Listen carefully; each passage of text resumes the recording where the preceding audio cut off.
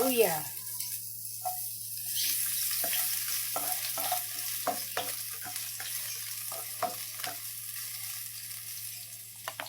bawang,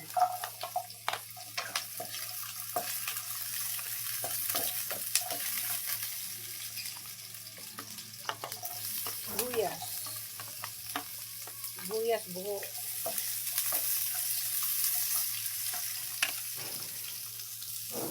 at kamatis,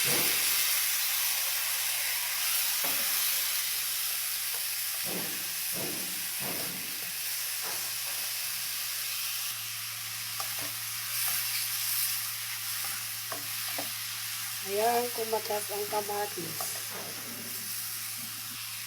at ilagay ang manok.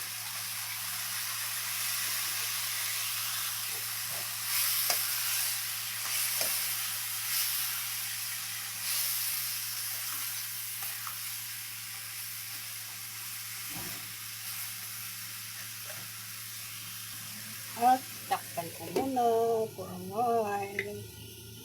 Atin lang tignan. Lagyan ko siya ng chicken cubes. At haluin. Hindi na siya lalagyan ng tubig. Ayan ko muna magkatas yung kamatis.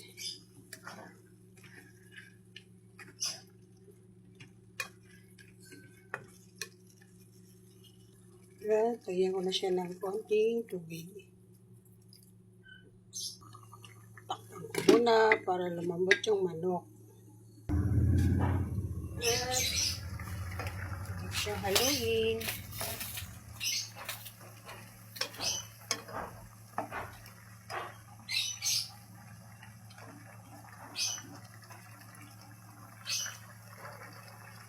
Takpan ko ulit. Lagyan ko siya ng inisalas. At paminta powder. Akin lang haluin para kumalat sila.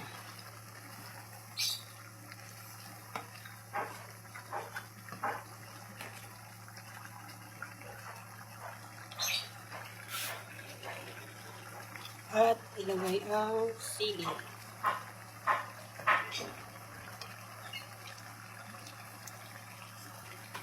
At ilagay ang daon ng sibuyas. Takpan ko ulit for a while. At ayan na mga lods, luto ng ating kinamatisang manok. Thank you for watching. Bye!